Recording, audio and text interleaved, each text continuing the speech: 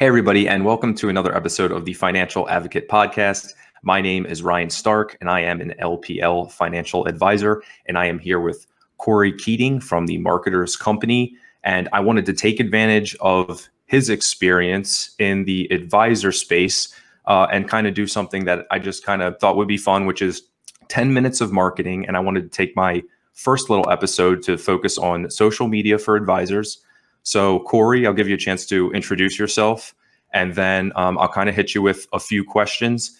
The reason I did 10 minutes is because LinkedIn lets you share 10 minutes of video. So I'll cut it down to whatever we need to. But thank you so much for being here. I appreciate taking up your time at 5 o'clock at night.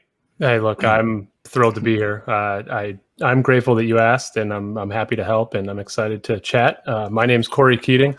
I founded Marketers Company about a year ago. So what we do is work with small and medium-sized businesses to fulfill their marketing in totality. And that's how you and I met, not through marketing, but through one of the things I was doing, which is running a podcast. And I thought you'd be an interesting person to talk to. So here I am giving you some time back, and I'm happy to do it. Thanks so much. And I also felt like, just as we got to know each other, that you were really helping me out with marketing and just had a really good mindset, and also an interesting person to talk to. So I was appreciative to bring you back on my end and kind of do the same thing for advisors that you did for me, and just open up some real open-ended, I just asking some questions I feel like every advisor has, and just seeing, as a marketer, as somebody who especially works with advisors, of just what you thought about it. Yeah, I'm psyched about this. And as I shared with you before you hit the record button, this is just a really cool platform. I love what you're doing with this 10 minutes thing. I think, the podcast can go 35, 40, 45 to an hour. And that's a lot of time to ask of people, especially if you're not commuting. So this 10 minutes thing is brilliant. I think I'm into it. Thanks. Cool. Appreciate LinkedIn for constraining me and giving me the idea. But I just have to, I'm not ignoring you here. I just have to turn the air conditioning off so that it doesn't totally sound No. I absolutely understand. I'm going to go ahead and bring up the first question. Let's do it. And I'm going to switch over here. Okay. So what social media platforms should advisors be on, and should we make content specific to each one? So you're asking this rhetorically because you probably know the answer to this. I would say that all is probably the best answer, but where I would focus and coach advisors to spend their time is LinkedIn, Facebook, Instagram, Twitter, and TikTok, probably in that order. And maybe I'd flip Facebook and LinkedIn. I think that LinkedIn is a terrific platform for the business-to-business community connecting. But I think the majority of, depending on what you see as your target audience, the majority of your target audience is probably found in the Facebook marketplace. So that's where I would spend the most of my time prospecting and sharing who I am, what I'm about, what my business is about, what value I bring to you, the consumer, the customer. And then, LinkedIn doing the same, because you're going to be able to connect to people as well there, but that's more of a business to business platform. And then I think doing some on Instagram and figuring out things like this video and being able to build a brand on Instagram would help you connect with the 40 and under community. Awesome. Now, I like that. Let's talk about Facebook for a second, just because Sure. I think we spend a lot of time on LinkedIn. I think a lot of people talk about how to do LinkedIn. It kind of feels like you're chasing your tail sometimes with I guess just the content wise. And something I tried to get away from is really pushing how to make a good LinkedIn post. I just figured I was becoming another person, and I figured branding myself, I want to be an advisor and somebody else, and not just fit into that. But how do you approach people on Facebook the correct way? Do you still just share information and you just put out consistent, good quality content? Do you actually reach out to people through messages? How do you feel it's appropriate to reach out to people? So like one-on-one prospecting, you mean? Yeah. I'm a believer, and this is probably more on the marketing side than the sales side. I'm a believer of letting people come to you. And that comes from producing consistent, high quality, valuable content across all the platforms. So the second part of your question originally was, should we make content specific to each platform? The answer to that is yes. But getting back to the most recent question you're asking is how do you one-on-one prospect? I'm probably not the best person at that. Honestly, I don't do a terrific job at the one-on-one prospecting.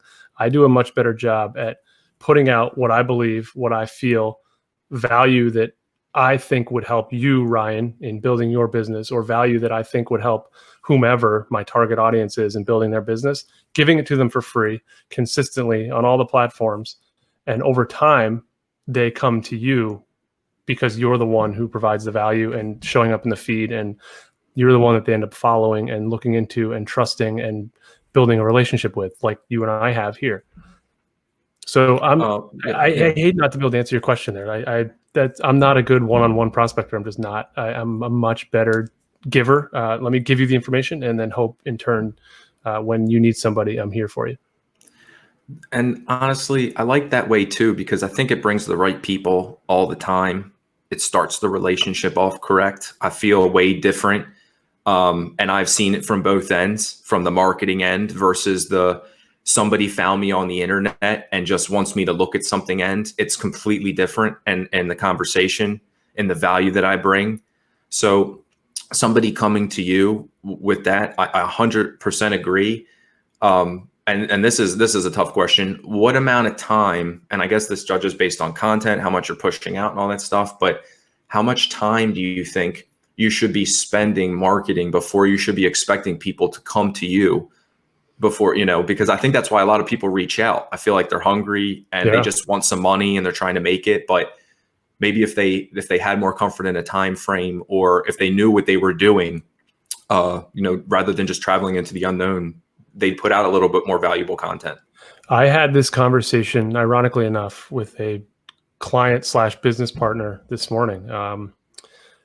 It's a lot of time, and it's variable, and you can't really measure it, right? It's going to happen when it's going to happen. It's going to click when it's going to click. And I'll tell you right now, I don't think it's what people want to hear, but it's longer than 90 days. It's 120, 150, 180 days. It's 6 months. It's a long time. It takes a while to build an audience that trusts you and looks to you for the content. And unfortunately, that's probably not what most people want to hear, and that's why they start hunting. I want to rewind your just going back to the question previously, or the topic previously, if you don't mind. It's just I'll come back to that. There was something I wanted to add to it, but maybe we could do that at the end. It's just you and I built this relationship, right? And how would it have been if I had pinged you just like the typical LinkedIn sales? Ryan, do you need marketing help? So and so. If you do, I'm your guy. Da da da da. How would that wouldn't have built the relationship we have? Yeah. Whereas the relationship we have now is very symbiotic, right? You need something, I need something. We talk to each other, and there's almost like a virtual friendship that we've created out of this. Versus if I had pinged you hunting for you to be my client, we wouldn't even be having these conversations.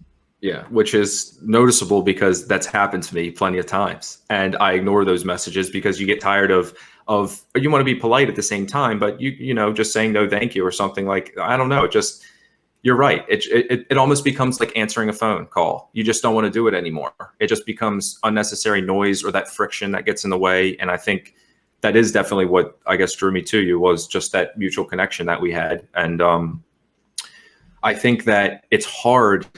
I think it's hard for people not to hunt. Do you have any suggestions for anybody in the middle of that while they're waiting? Do you think it's just about getting a salary job while you're doing a side hustle thing? Or do you just accept the fact you're not going to make money for a while and you're taking out loans? Or what do you think you're doing while you're waiting for this business to come around? I think that's probably different for all people. I mean, I've been through it. I'm still going through it. It's not like, my wife and I are, kings and queens sitting on the top of a hill here. I mean, I'm camped out in a nursery, which I'm about to get kicked out of once a baby's born. So, I'm still, thank you. I'm still, scratching and clawing for everything that Marketer's Company has as business and clients. And I think it's just patience. And, like you've learned in your business and like everybody's learned, there's whether you have to do something part-time to pay the bills or just be patient about it, that's up to you. I think to answer the first part of the question is, what do you do? I always tell people, and this is me being how I do sales, talk to people the way you want to be talked to. Like, that's just the most easy thing to do. Like, if I want you to approach me in a certain way, I'm going to approach you in that same way. And I think that's just fair. And I guess at the end of the day, it does come down to a certain amount of skill. I guess when you're trying to do marketing or do sales or something, there's obviously a spectrum in any degree. Do you ever think there's a moment when you think it comes to a time when, now obviously when you're starting out, it's hard, but I see a lot of people marketing for themselves. What time do you see when, I guess, people should hand it off? Is there a time frame or an audience check, or just a time when you realize it's just not working?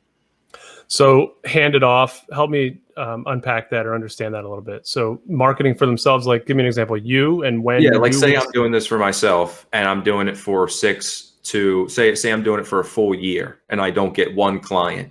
Mm-hmm. What amount of time do you think is, and I guess it's got to be different for everybody, but what do you think is patience versus, got to find a different way, or got to figure out either how to partner with somebody or whichever way to handle marketing. I think marketing is the thing that makes people really grow, outside of obviously just meeting people and getting sales. But look at a time like this where we're all held from each other and we have to find a way to market. Marketing is the only thing we have left, I feel like, in this time. What do you think is the factor that lets people know that they shouldn't do it for themselves? Like, are you good at it or are you not, is kind of what you're getting at? Yeah, I guess so. I think, I don't know if you're good at it or not. That's a really tough thing to answer. I mean, I would say I think you're a good marketer. Now, whether you think you personally are a good marketer or not would be interesting. I imagine you also think you're good at what you do. We all see folks who are out there in the social media world or email marketing or whatever they're doing that are, I don't want to swear on your show, but just really not good marketers, and they do a terrible job at it. Mm-hmm. And do they know that? I don't know. So my answer to your question is, if you're not a good marketer, get marketing help ASAP, because like you said, it's all we have. I don't think it's just in this time. I think marketing is creeping itself into everything that we're doing in business, period. And then, I think salespeople are becoming more marketers than marketers are becoming more sales driven. I think marketing is becoming the ultimate path to success. And if you're not good at it, whether you know that or not, I can't tell you that. But if you have an inkling that you're not a good marketer, I'd find marketing help immediately, because if you don't, your competitors are getting better at it or finding their own help, and they're going to separate themselves from you. Let me switch the question over. I want to get kind of two more questions in at least. Sure. I'm just moving back so that you can't hear the fan on my computer buzzing. No, yeah, absolutely. Let's see. So the next one I wanted to get into, and this is going to be tough too. Again, they're big open-ended questions, but what is the best social media tactic to acquire clients? And that's I know it's very broad. So my examples were Facebook marketing, LinkedIn messaging. I know you're already out of that one, at least in terms of like your personality and how you run live video. Just what do you see people doing that's working the best, reaching the most people, and the most bang for your buck, or whatever you see? Bang for your buck is going to be Facebook immediately, and that's just in the feed, right? So that's advertising in the feed. I think bang for your buck on to answer your question, bang for your buck is Facebook without a question or without a doubt. Instagram's a little harder, just because, one, the demographic's younger, and with a younger demographic comes people being much more attuned to filtering out some of the advertising or the noise within the feed. But Instagram's still powerful, and you're going to get a lot more reach with your dollar. LinkedIn is the most powerful in the feed, the advertising within the feed, but it's the most expensive. You're probably looking at, in the $6 to $8 a click range, which to a big company is ridiculously affordable. To someone like you and I who are running our own company, that's expensive. And you're talking, you might be talking $100 a day, and how long you're going to run that campaign for a week, 2 weeks, that's $1,500 or $1,500, right? That you're out. And you may or may not succeed, and that's a hard thing to commit to. Whereas if you you put the right message on Facebook and Instagram, you can get the same click rate at 70 cents to $1.25. So it's ridiculously affordable if you're looking at that. And I would say financial advisors, I do it myself. Anyone trying to reach the 45 and up crowd, Facebook in the feed advertising, I think is the best place you can be. If you can afford it, I think LinkedIn is a good place to be. And if you're trying to reach the 45 and younger, 40 and younger, Instagram, but you have to be really good there. Your content has to be on point, and there's a lot of really good direct-to-consumer competition in that ad feed, so you have to separate yourself.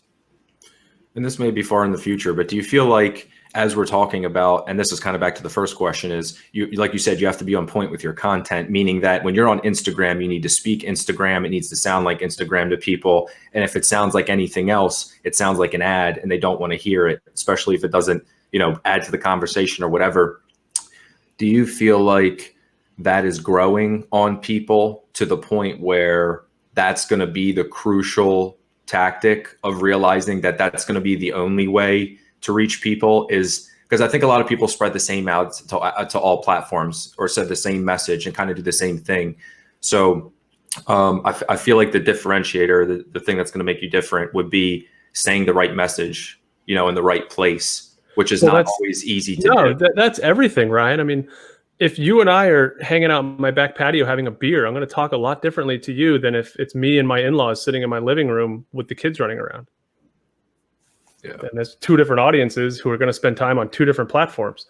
Me and you, or me and my wife having a conversation is a lot more casual and free than it is with me speaking with my neighbors who are, I've got neighbors that are in their 80s, right? And I'm going to be a little bit more careful and talk to them a little differently. And that's all audience driven. I talk to my kids different than I talk to you. And that might be the difference between, my kids aren't quite old enough yet, but TikTok and Instagram, right? So there's different ways to communicate with people. And if you're just taking one piece of content and spreading it across all the platforms, you're completely, you're wasting money, and two, you're gonna miss a wide mark. Do you feel when people are looking at people and looking for your business that they check you out in a few different places first? Or do you feel like most people spend their time in one platform, so you just need to kind of show up there? Do you? When you make a buying decision, what do you do? I guess like anybody else, I have a few platforms that I go to the most, but if I'm checking somebody out, I guess it would still be my usual Google search. And I guess I would say Google search. Facebook, I don't usually stay on for business, which is why I'm so interested in using it, because I haven't done a good job with it. And I'm trying to figure out, how to reach the older crowd. I completely agree with you that the money has gone far to reach it. And I guess the reason I asked that is because there's some places I can't go, especially as a broker. Sure. Yep. So I'm actually stuck off Instagram. So do you think, I guess you can only be as powerful as you can be in each place. But back to that original question, I guess I really just Google people. Do you look at people on multiple social medias? It depends what I'm buying, to be honest. If my wife and I are going to hire a financial advisor, I don't know that I'm going deep into Google to find out who this person is and what they've done their entire life. But I'm going to poke around. If I'm buying a t-shirt, I don't really care, whatever. So I think for me personally, it depends on what scale, the amount of money and commitment I'm making. This is an interesting thing. I saw something on LinkedIn the other day, and one of the folks that you and I both follow and are connections with was in the comments. So it showed up in my feed, and it was some guy, and this doesn't happen in LinkedIn very often, but he was being pretty negative about the fact that he tried to get business from a company and they shot him down. And he was making a comment in retrospective: if your content sucks, you should be hiring me. And I was kind of just waking up and going through my phone and laying in bed. So I actually clicked this and went through some of his stuff, because I was like, that's not a very good way to approach business or put on. I just thought it was negative. Yeah. And his content completely missed the mark and was horrible. And I thought, you've got to sweep your side of the street before you start worrying about somebody else's. Yeah. So how I tie that back into your question is, if I'm looking for someone to handle my finances or my wife and I's finances, and we dig and we find out that you're a completely different person on Twitter or wherever than you are here, that's going to be a major disconnect and a problem. But I'm not digging through all of your stuff. It's just that if I find out inconsistencies or inauthentic behavior based on the way I thought you were, then I think there's going to be a rub. So I don't know that necessarily answers your question, but I'm poking around, but I'm not going deep state on every purchase decision. Gotcha. Do you agree with, and this is, do you agree with making a business page for everything and kind of like you said, creating that personality you are, that professionalism across each one? Or because just like you said with the disconnect, like I get a little bit more personal on my Instagram, but I also make it private because I can't use it. But if I could, I probably would change it to be more like my Facebook page, which is, business content sharing, not, I don't mind cursing that much, but obviously not just throwing around F-bombs and stuff. Yeah. Similar, like you said, you on your porch with a beer is different than I would speak maybe to a classroom of kids or an audience of people. So I tone it down a little bit. How do you feel about that aspect? I don't like that, to be honest with you, because I think all you're doing is putting up a storefront everywhere you go like that. Now, if you feel like you have a lot of creativity in you that you need to get out on Instagram. Let's just use Instagram for an example. That you need to get out as Ryan Stark on Instagram for your friends, your family, and the folks that you've built a community, not professional, on Instagram. But Instagram's a tool that you use to grow your business, and the two cannot coexist. Okay, fine.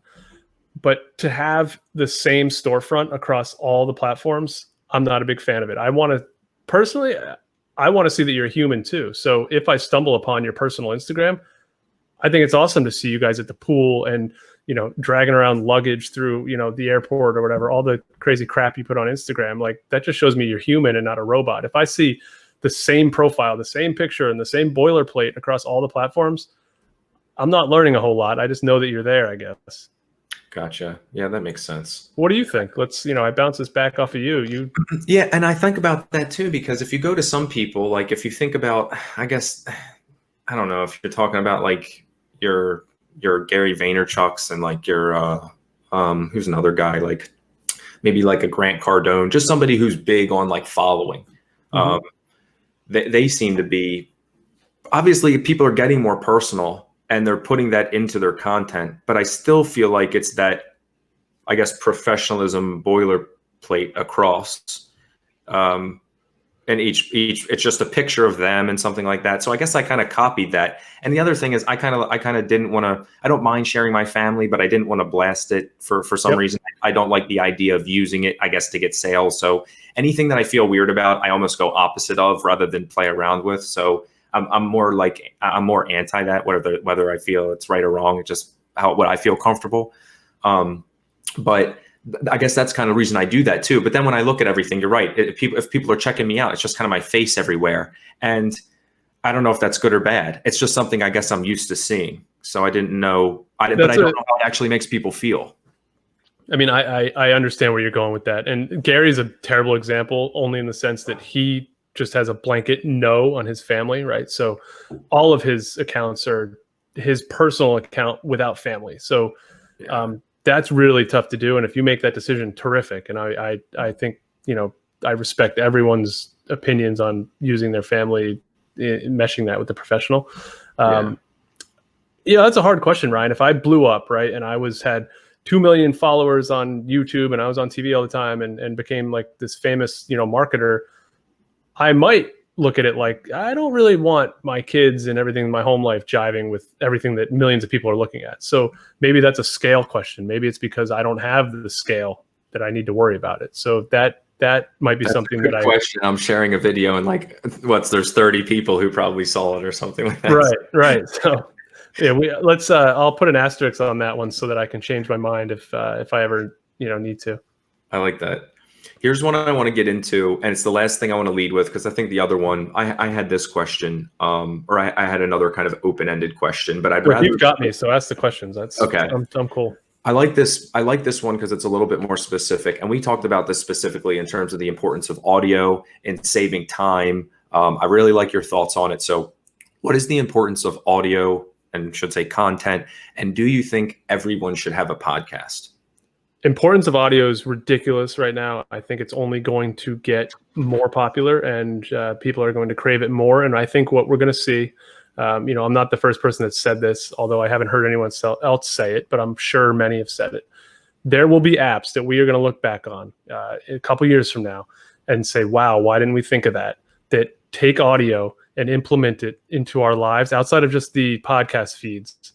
There's going to be apps that allow us to digest audio with less friction, easy, and just delivered straight to us. And I think that's going to be the next platform, just like video took over, kind of the written word. So audio, I'm super bullish on audio. Do I think everyone should have a podcast? No, because I think a lot of people don't have a lot to say. I think the podcasting thing has gotten really gnarly through this COVID thing. Podcasting, with my own show, I saw this trajectory that was just kind of going up and up and up, and people couldn't get enough. The second people stopped commuting, it literally went the other direction. So commuting, while people will get back to commuting, I don't see podcasting resuming that growth curve unless you have it, meaning unless you have the content and can bring it, because the space has only gotten more crowded as everyone's sitting at home thinking, well, I can purchase this Yeti mic and just start my own show. And now we've just added 100,000 new shows to the feed, and now it's a little noisier, and there's some more competition there. So podcasting's huge. I love it. And I like what you're doing with it, with this 10-minute thing, because you're giving your audience an expectation of, I'm only 10 minutes, guys. I only need 10 minutes. I think that's unique, and that has some legs to it, and there's a runway there for it. But audio is huge. And so if you're not using it for a podcast, I think you need to be using it within your feeds, social feeds, within your digital content on your website. Some, 3 minutes, my thoughts on marketing, 3 minutes, click, right? Someone can play that while they're just doing their work. And the reason I'm bullish on audio, I know I'm rambling here, but the reason I'm so bullish on it is it's the only medium that you can use and multitask with. I do everything around the house, mow the lawn, do the weed whacking, all the yard work with AirPods in, and I'm doing two things at once, and I'm doing them at a very high level. I'm picking up everything that's coming into my ears, and I'm also very physically active, handling everything that I'm doing. I mean, just think about exercise. You're hearing the music and you're doing the sit-ups. Like, you're able to do both. It's very difficult to watch something and then do something else at the same time, and that's why I'm huge on it. 100%. I was just watching a movie the other day, and I was working out at the same time and missed at least half of the movie. Sure. If you're listening to something, and it's funny, even though it's playing, it's not the same. Like, I'm obviously listening to it, but grabbing the audio during that, especially for somebody like me who's terrible at multitasking, it's the only type of multitasking I can do. So, and maybe that's for everybody. I wonder if there's anybody who I can't imagine anybody who has trouble listening to music and running at the same time. Right. You prefer silence, but you're not going to start tripping, right? It's not like chewing gum. Sure. So it is interesting that that's a way to break through no matter what people are doing.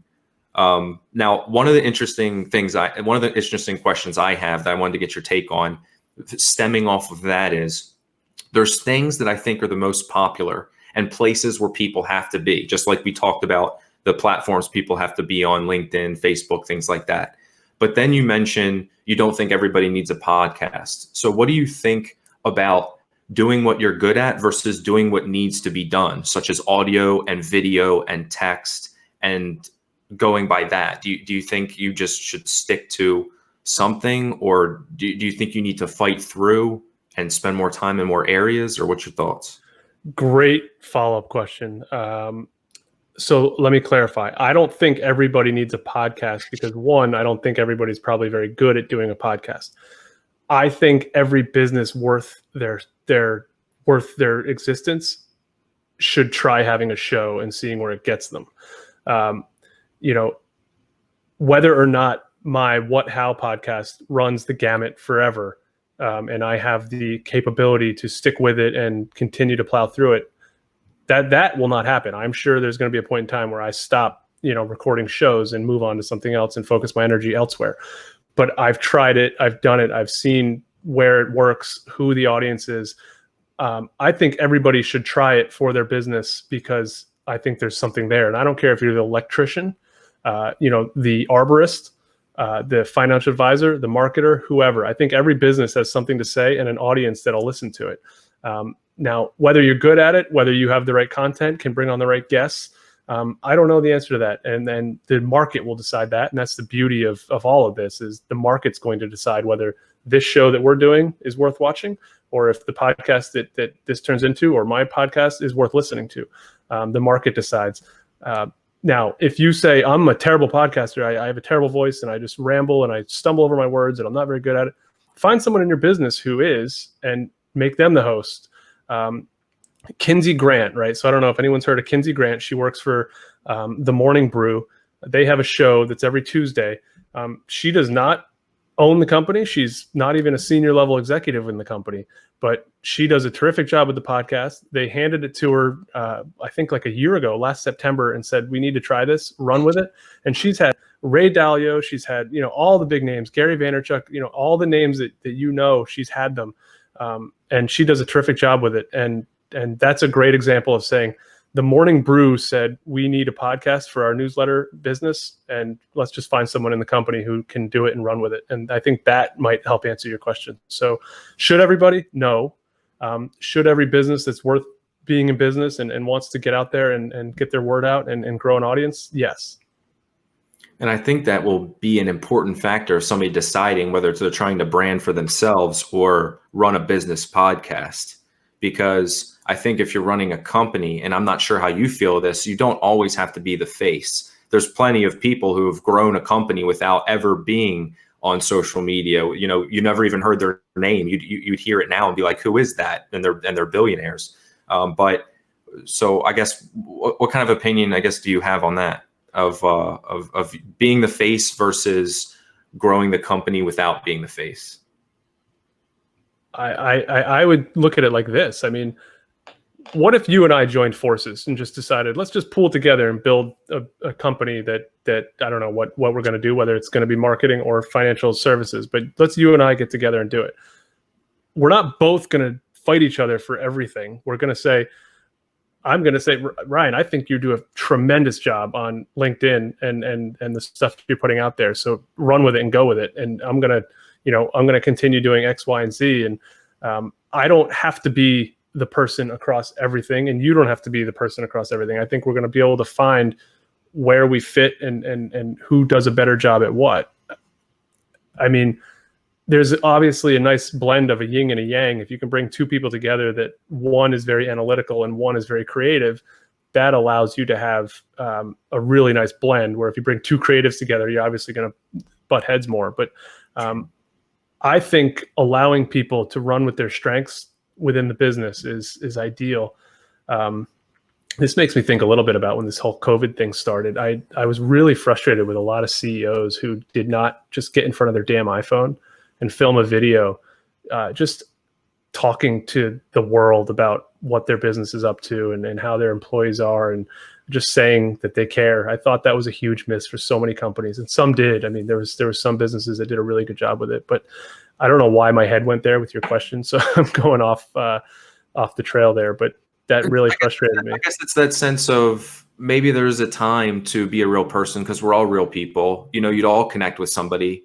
So maybe what people have to do is not focus on whether they think they're good or bad at video. This is one, and the reason I say this too is because I just put out a post where I was like, you never really know what the other person's content, how it's going to feel to the other person. You always put it out there, but you don't really know how people are going to take it. Especially, it seems that I've spent 2 hours on a LinkedIn post and it's gotten no views. I spent 5 minutes on a post and it does the best. Sure. So it just depends, I guess, timing, how it comes out and things like that. But maybe it's just about people not thinking about the medium as much and just being that real person every once in a while, just showing yourself, even if you don't want to be the face, even if you're not doing it all the time. It's just nice to step. I mean, just like you would do on stage when you're talking to all your employees or during a conference, you do that to the world and just say, hey, this is me. How's everything going? And I think that would go really far for people.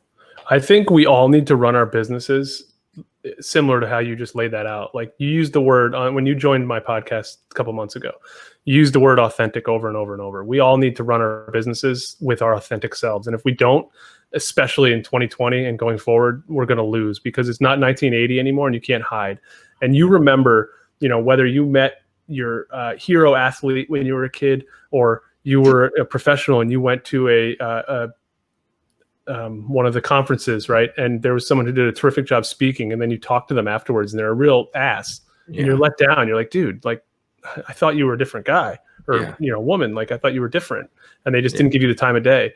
That's a letdown for us as the audience. And the last thing I would ever want my clients or audience to feel is let down, that I'm a stage name here and I'm a jerk here. That I would never sleep at night. So, just being authentic across the board is just going to be a win all the time for you.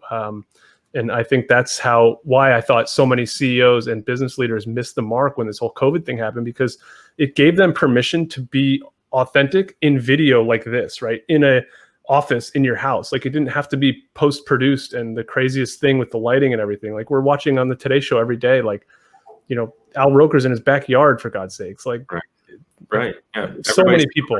Yeah. I just thought, I thought so many missed the mark and let that go, and they still could capture it, but the train has kind of left the station on that one. So with that too, I think there's a lot of consistent marketing where people are always putting out ideas and trying to, gain more attention, but there's this time when opportunities show up. How do you feel about marketing in terms of, because I imagine there's times when you're like, hey, we need to double down on this and speed it up a little bit. I usually maybe ask for one video for you, but I'd like 3 in this segment because we're doing this. Is that how you run as a marketer, based on, up and down, how it goes? Or do you find it's still more consistent and you just kind of touch on the cultural things that are happening, or I mean, like COVID? The world is it's faster than it's ever been, and it's not going to slow down ever. We're going full speed right now. And we've all, just this whole COVID thing is only fast forwarded technology. Like, people are getting used to this microphone, video, work from home, remote, connecting with people remotely. Like, our attention spans have dwindled. Believe it or not, in 3 months, our attention spans have shortened, and we can weed out. There's been so much more content put out in the marketplace over the last 3 months that as consumers now we view it in a microsecond and dismiss it if it doesn't, land with us. And the answering that question is, this world is moving, and it's moving fast. And what worked yesterday literally may not work tomorrow. And I think about that all the time.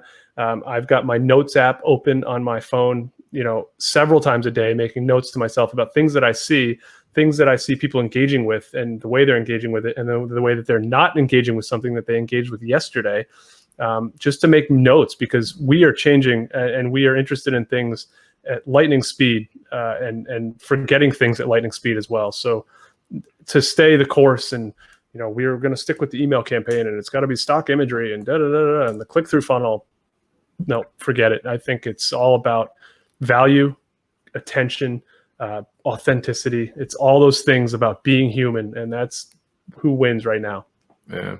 Do you think people are going to stop pushing out so much content when we go back to whether people work from home or not? I just wonder if not being stuck at home, I don't know if people are taking advantage of it or feel like they have more time based on a commute. Do you find any reason people would slow down with their content, or do you think this was an opportunity for people to realize how important it is? When we talk people, let's clarify. Is this like the entrepreneurs of the small 5-person shops, or are we talking corporations? Well, I guess I'm trying to think now. What would be a reason somebody started putting out content? I don't know if anybody. You got a hungry child there. Yeah, that would be that would be my dog. That would be Mello sitting. Dinner time. Yeah, he wants to come inside. I was ignoring his nails hitting the door for a while, but you can't ignore that. I don't even remember what the hell I was talking about. You're asking if businesses are going to continue with the content creation that they've kind of adopted over the last 3 months. Yeah, so I guess what I was trying to say too is, I guess the first question would be is, do you think people have taken advantage of this by speeding up and pushing out more content?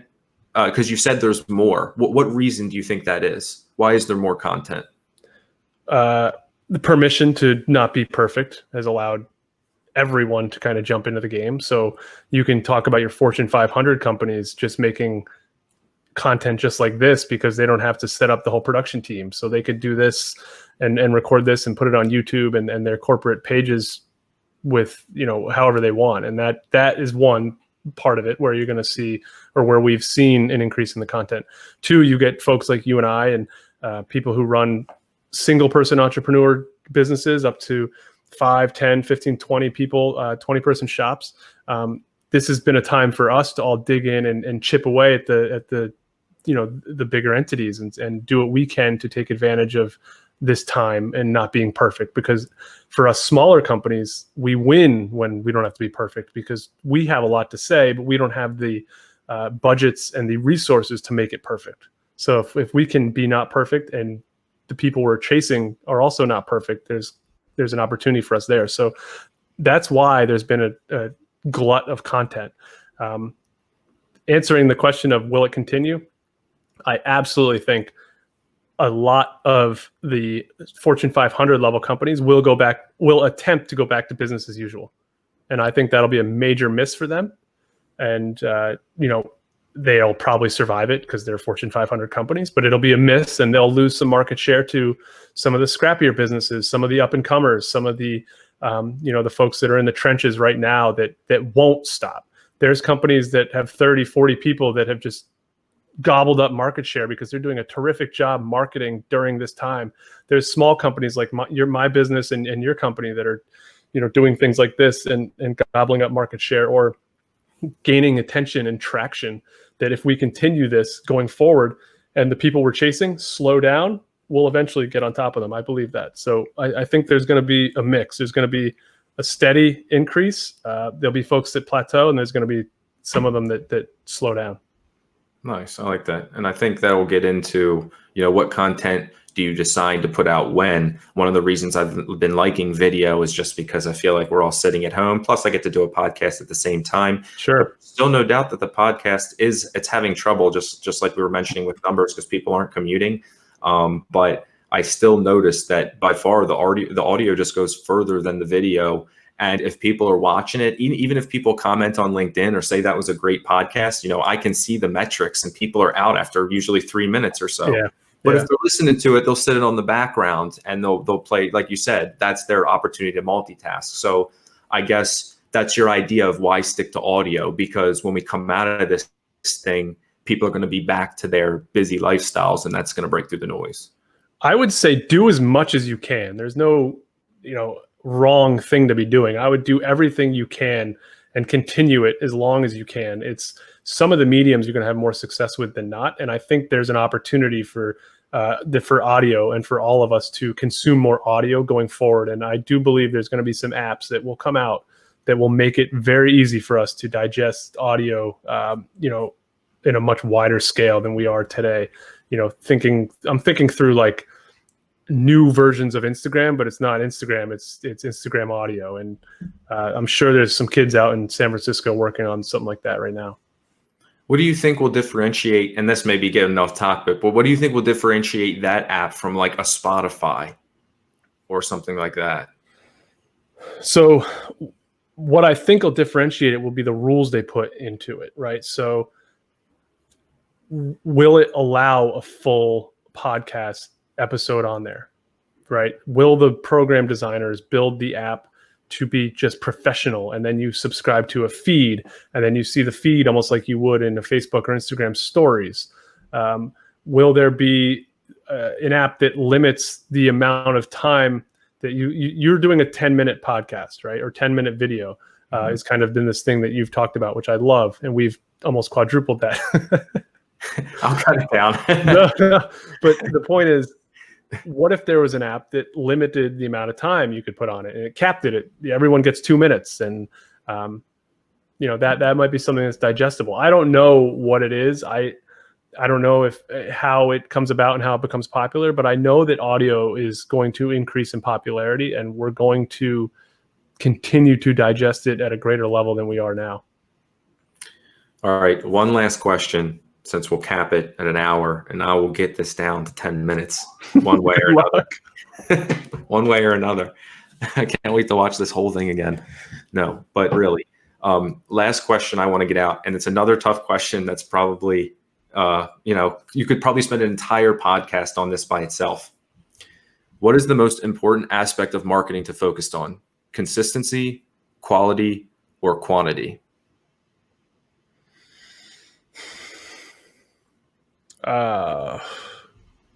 Consistency is probably my one. Consistency, quantity, quality. That's the order I'd put those in. I think I think putting quality on a pedestal was very mid 2000s to 2010. I think consistency and quantity are going to win.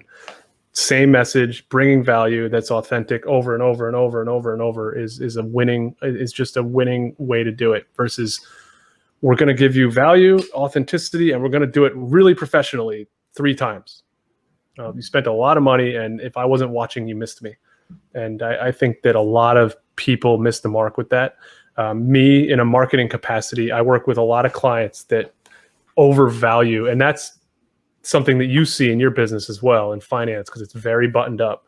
Mm-hmm. A lot of people overvalue quality versus the quantity of a consistent message. And I couldn't believe more in that. So the gap between, if I had to rank these, consistency, quality, and quantity, the gap between consistency and quantity versus quality is tremendous. Like it's off the chart, right? So I don't put that much into quality when it comes to marketing outreach. It's like, and the way I think about it too is, I think a lot of people, I don't know if they're going for home runs or spend all their money at once, or how everybody would think about marketing, but it's almost like people are spending money for a Super Bowl commercial, but no Super Bowl. They're just like throwing it all out, trying to create that aspect or always create that amount of attention. And with a fancy postcard or with like one cool video or something like that. And I think, especially posting every day, I think quality goes up with consistency and quantity. I would argue, just from doing it so much. Sure. But like you said, I think goes back to the message gets stronger and clearer. But I think what you're saying is people just don't really care that much about lighting and I think they want to hear it clearly and things like that. But just the technology allows you to kind of break through all of that. So people just don't care about a $10,000 podcast versus this right here. Here's kind of a crazy way I look at it, and I agree with what you're saying. I think a lot of, and this again is a lot of the folks that you work with and contemporaries of yours, I think especially some of the older guard would much rather get 5 minutes on CNBC, at 11:30 a.m. that everyone's not watching, versus a consistent on LinkedIn that gets 1,000 shares and everyone's seeing it. And the reason would be because they're at the country club bragging that they were on CNBC, versus what really worked was that your post on LinkedIn got 1,000 shares and in front of 22,000 people that actually care about it, versus whatever was on CNBC at 11:30 that everyone tuned out of and was just another talking head. Thoughts? So when you said that, the first thing I thought about was, it's interesting that most people are fighting for content but excited to share it.